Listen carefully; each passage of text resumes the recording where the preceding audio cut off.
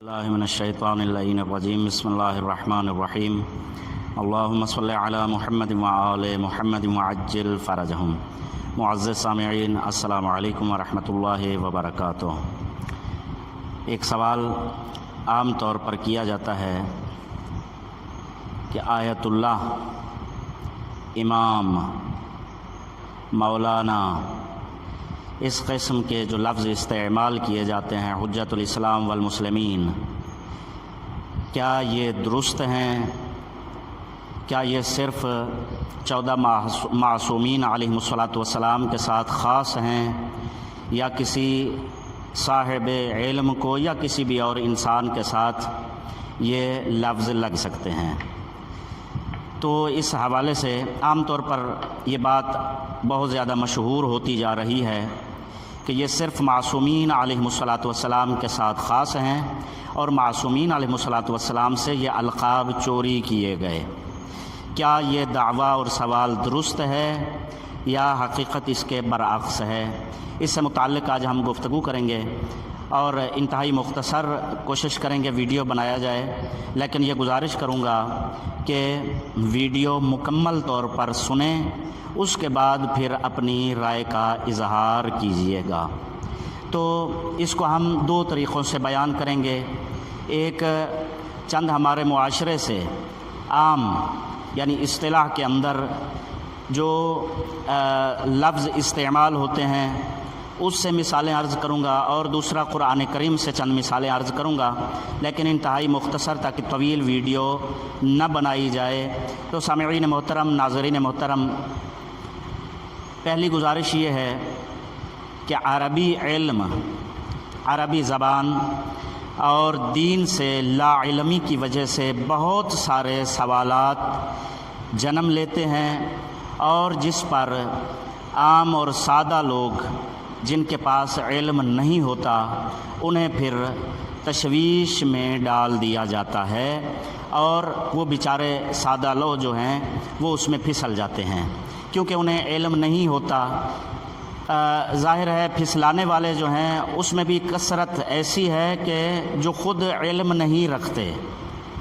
अब देखें, कुरान करीम के अंदर वाज़ेह तौर पर अल्लाह जल्ला शानुहु ने इरशाद फरमाया कि हल यस्तविल लज़ीना यअलमून वल्लज़ीना ला यअलमून, क्या जानने वाले और ना जानने वाले बराबर हैं? अब ये सवाल और इस्तिफ़हाम जो कुरान करीम में किया गया है, ये हकीकत में बताया जा रहा है कि इसी के अंदर यानी यही जवाब है कि साहिबान इल्म और जाहिल बराबर नहीं हो सकते। वलज़िल्ला वलल हुरूर, फरमाया गया कि जिस तरह तारीकी और रोशनी बराबर नहीं हो सकते, बीना और नाबीना बराबर नहीं हो सकते, इस तरह कैसे हो सकता है कि साहिब इल्म और जाहिल बराबर हो? तो लिहाजा ये है कि कोई भी बात हो उसको साहिबान इल्म से दरियाफ़्त कर लेना चाहिए। फ़ौरन फ़तवे देना या किसी के ख़िलाफ़ अगर उकसाया जाए तो उसके बहकावे में नहीं आ जाना चाहिए। अब मैं इंतहाई सादगी के साथ इस चीज़ को बयान करने की कोशिश करूँगा अपनी तालिब इल्माना गुजारिशात के साथ। फ़ैसला आप ख़ुद बाद में कीजिएगा कि आया ये चीज़ सिर्फ़ मासूमीन अलैहिमुस्सलातु वस्सलाम के साथ ख़ास है और उनके अलक़ाबात को चोरी किया गया, या हकीकत इसके बरअक्स है जो कि आम आवाम को समझाई नहीं गई और सिर्फ़ गुमराह किया जा रहा है। तो अब पहली गुजारिश ये करूँगा, आप जानते हैं कि मासूम 14 हैं। इसके बाद अम्बिया 1,24,000 अम्बिया मासूम हैं, मलाइका मासूम हैं। आप जानते हैं कि छोटे बच्चों को भी मासूम कहा जाता है कि मासूम बच्चा, क्योंकि वो गुनाहों से पाक होता है, तो इस वजह से उसे मासूम बच्चा कहा जाता है। या बाज़ औक़ात किसी परिंदे को या किसी और चीज़ों को भी ये बड़ा मासूम है, देखो कितना मासूम परिंदा है, या देखो कितना मासूम जानवर है, वगैरह वगैरह, इस तरह के लफ्ज़ इस्तेमाल होते हैं। तो यहाँ पर आपसे ये सवाल है, जो लोग इस पर एतराज़ करते हैं یا منفی طرز فکر رکھتے ہیں اس پر کہ کیا یہ سب جن کو معصوم کہا جا رہا ہے، انبیاء اور چہاردہ معصومین علیہم الصلاۃ والسلام، ملائکہ اور یہ معصوم بچے وغیرہ، تو کیا یہ سب عصمت میں برابر ہیں؟ آخر میں خود آپ کی بارگاہ میں اس کا جواب عرض کروں گا، لیکن کچھ سوال پہلے یہ سن لیجئے۔ اس کے بعد دوسرے نمبر پر ایک لفظ عام طور پر استعمال ہوتا ہے حضور، جبکہ آپ جانتے ہیں کہ حضرت نبی آخر الزمان صلی اللہ علیہ وآلہ وسلم کے لیے لفظ استعمال ہوتا ہے حضور اکرم، حضور صلی اللہ علیہ وآلہ وسلم۔ اور ہمارے معاشرے کے اندر بھی ایک دوسرے کے لیے یہ لفظ استعمال کیا جاتا ہے کہ حضور کیا حال ہیں۔ تو یہاں پر نعوذ باللہ کیا یہ جو ایک دوسرے کے لیے لفظ حضور کا استعمال کیا گیا ہے، یہ بندہ حضور اسی معنی میں حضور ہے نعوذ باللہ جس معنی میں حضرت صلی اللہ علیہ وآلہ وسلم کو پکارا جاتا ہے، یا یہاں پر مراد کچھ اور ہے؟ اس کے بعد لفظ جناب، ایک دوسرے کو جناب کیا حال ہے، جناب علی، درخواست لکھتے ہیں جناب علی گزارش ہے۔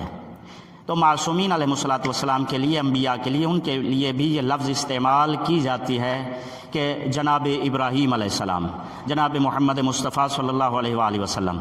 تو یہ لفظ جناب، کیا یہاں پر جناب اور وہاں پر جناب دونوں ایک معنی میں استعمال ہو رہے ہیں؟ اس کے بعد نام رکھے جاتے ہیں، محمد، علی، حسین، حسن، مجتبیٰ، مرتضیٰ، یہ سارے نام معصومین علیہ الصلاۃ والسلام یا انبیاء علیہ الصلاۃ والسلام کے اسماء پر۔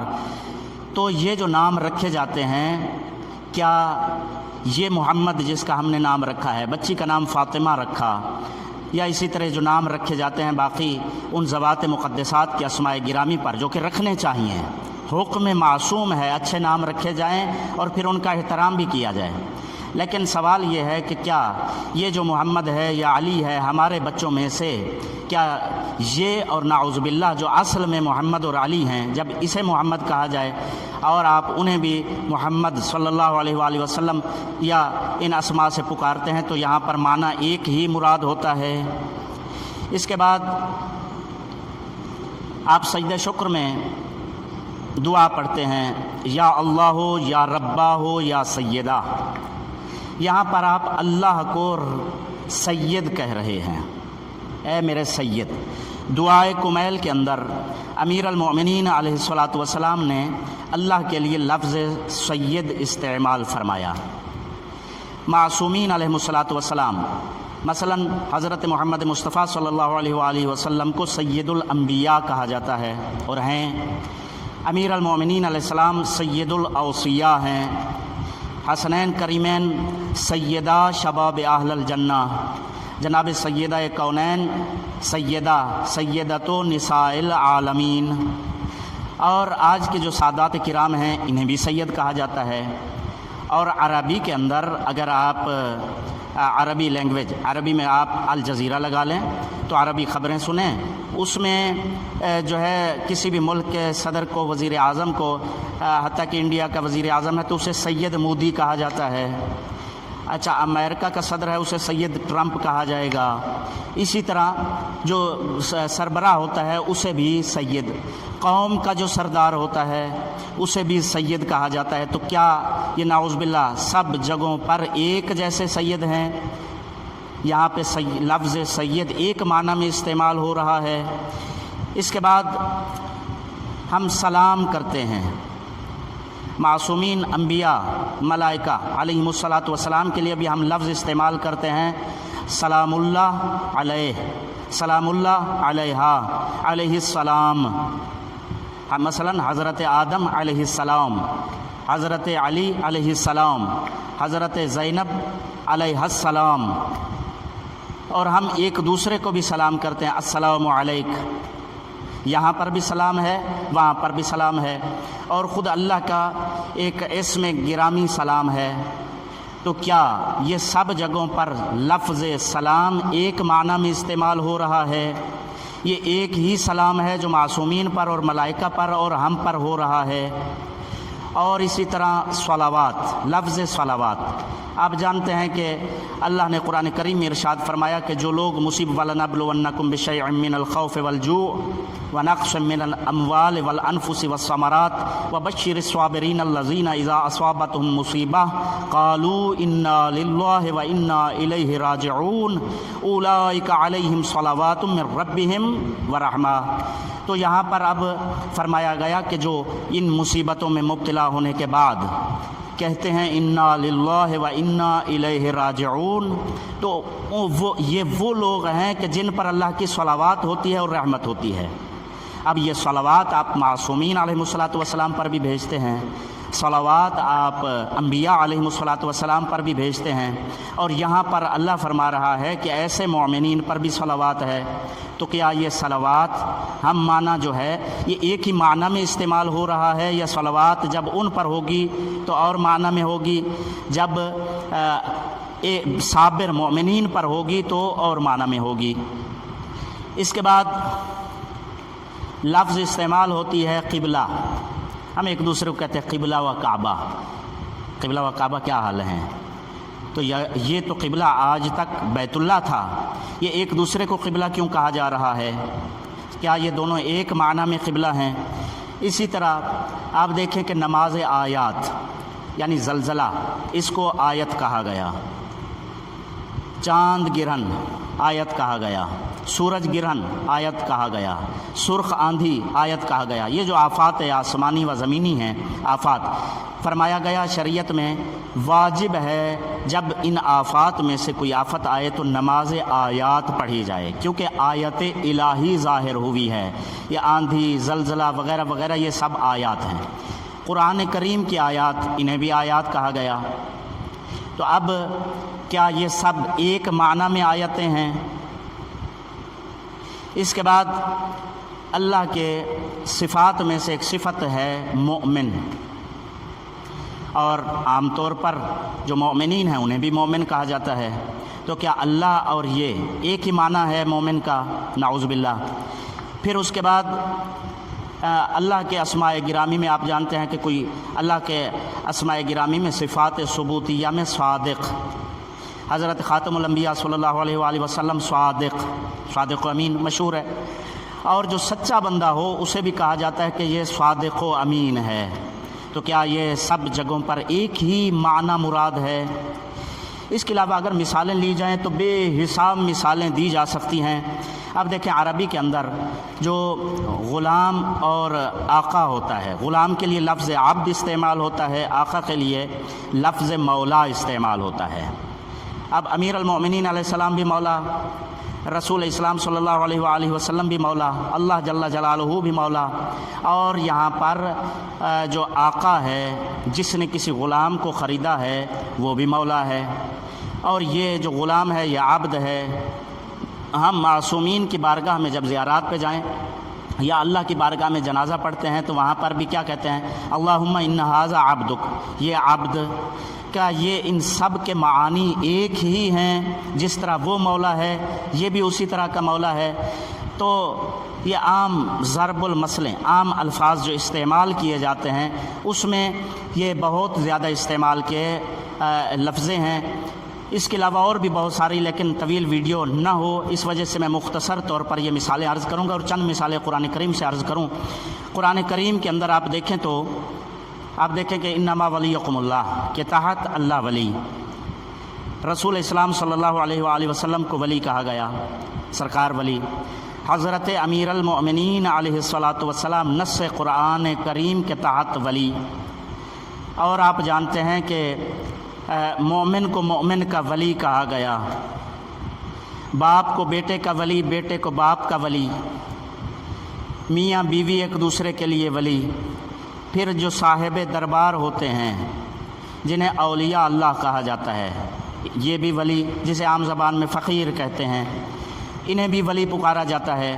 افراد ہیں بہت سارے جو ان کو بھی اولیاء اور ولی کہتے ہیں، اور بہت سارے ان میں سے سچے ولی بھی ہیں۔